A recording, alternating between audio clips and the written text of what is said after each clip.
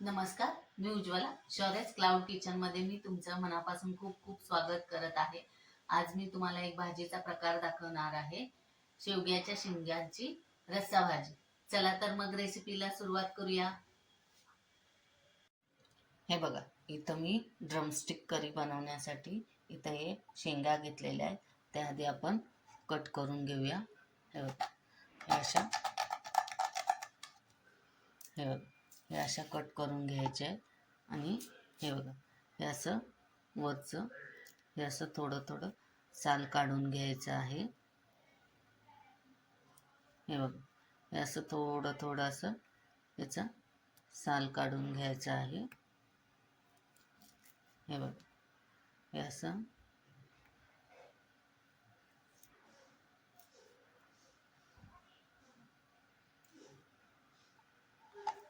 हे बघा, ही दुसरी एक दाखवते. हे बघा, असं हळूहळू हे असं साल काढून घ्यायचं आहे.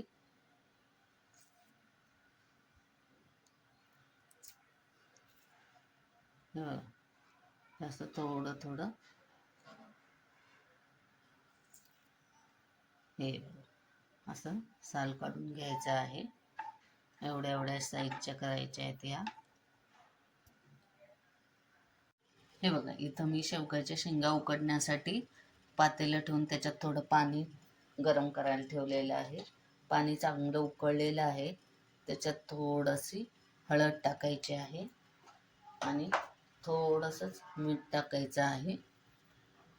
आणि या शेंगा जे आपण चिरून सोलून घेतलेल्या आहेत, या सगळ्या ह्याच्यात चांगल्या उकळून घ्यायच्या आहेत, शिजवून घ्यायच्या आहेत. हे बघा, इथं मी करी बनवण्यासाठी एक मोठा कांद्याची पेस्ट कच्चच घ्यायचं आहे आणि एक मोठा टोमॅटोची पेस्ट करून घेतलेली आहे. तेल तापलं की कांद्याची पेस्ट ही चांगली तेलात भाजून घ्यायची आहे. हे बघा, कांद्याची पेस्ट थोडीशी भाजली की ही टोमॅटोची पेस्ट घालायची आहे आणि चांगली तेलात परतून घ्यायचं आहे. हे बघा, तेलात असा मसाला चांगला भाजून घ्यायचा आहे. आणि मग त्याच्यात हे बघा, अर्धा चमचा आलं लसूण पेस्ट घालायची आहे. अर्धा चमचा गरम मसाला घालायचा आहे. 1 चमचा चटणी घालायची आहे. तुम्ही तुमच्या घरची कोणती असेल ती घालू शकता. आणि चांगलं हे मिक्स करून घ्यायचं आहे.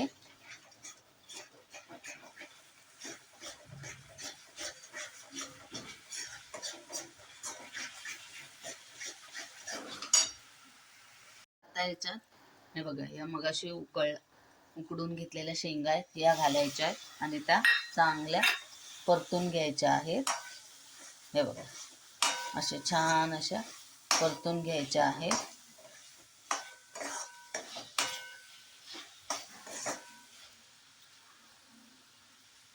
आणि आता थोडंसं गरम पाणी ओतायचं आहे.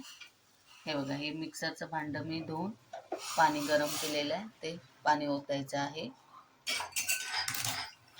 आणि चांगलं हलवून 2च मिनटं फक्त झाकून ठेवायचं आहे.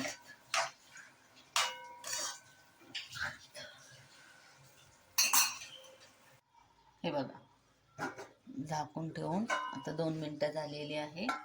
हे बघा, करी रेडी झालेली आहे. हे बघा,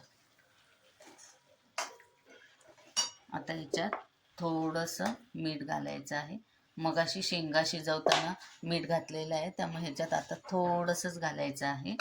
आणि ही बारीक चिरलेली कोथिंबीर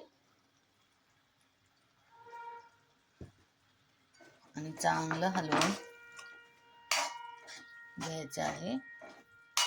हे बघा, शेवग्याच्या शेंगांची करी रेडी झालेली आहे. हे बघा, किती सुंदर दिसत आहे. वास पण खूप छान आलेला आहे. हे बघा, अशी छानशी करी भाताबरोबर खाता येते, चपातीबरोबर खाता येते, भाकरीबरोबर सुद्धा खाता येते. तर तुम्ही ही नक्की करून बघा. आवडली तर मला कमेंटमध्ये कळवा. हे बघा, ड्रमस्टिकची करी रेडी आहे. ही आता घेऊया. हे बघा किती सुंदर झालेली आहे. हे बघा, अशी पातळ घट्ट तुम्हाला हवी तशी तुम्ही करू शकता. आणि ह्या ड्रमस्टिक बरोबर खाण्यासाठी हे आहे चपाती, गरम गरम चपात्या.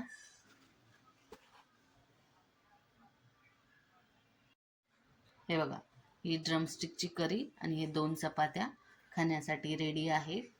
तर तुम्ही ही रेसिपी करून बघा. आवडली तर मला नक्की कळवा.